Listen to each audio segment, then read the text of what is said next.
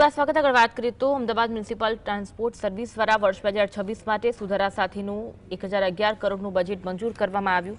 Transport manager દ્વારા રજૂ કરાયેલા 991 કરોડના મૂળ બજેટમાં કમિટીએ 20 કરોડના મહત્વના સુધારા ઉમેર્યા, જેમાં ખાસ કરી પ્રદૂષણ મુક્ત પરિવહન અને મુસાફરોની સુવિધા પર ભાર મુકાયો।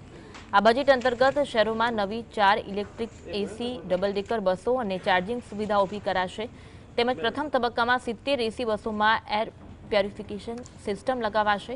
આ ઉપરાંત જવાલપુર ડેપો ખાતે 50 વર્ષ જૂનું જર્જરિત સ્ટોર બિલ્ડિંગ 3 કરોડના ખર્ચે નવું બનાવાશે અને એઆઈ આધારિત ડાયનામિક શેડ્યુલિંગ સોફ્ટવેર પાછળ 3 કરોડનો ખર્ચ કરાશે।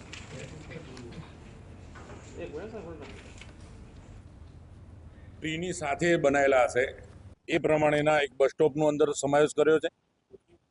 જે અત્યાર સુધી 800ની ઉપરની બસો ચાલતી હતી એ બસોના અંદર 1600 બસો પીએમ સાહેબ એમાં ઉમેરો કરેલો છે। અત્યારે અમદાવાદ શહેરમાં નવી 1600 બસ દોડી શકે એ માટે અને બસોની વ્યવસ્થા સારી રીતે ચાલી શકે એના માટે એઆઈના આધારિત રૂટ કઈ રીતના બનાવવા એના માટેનું એક સોફ્ટવેર ડેવલપ કરવાનું છે।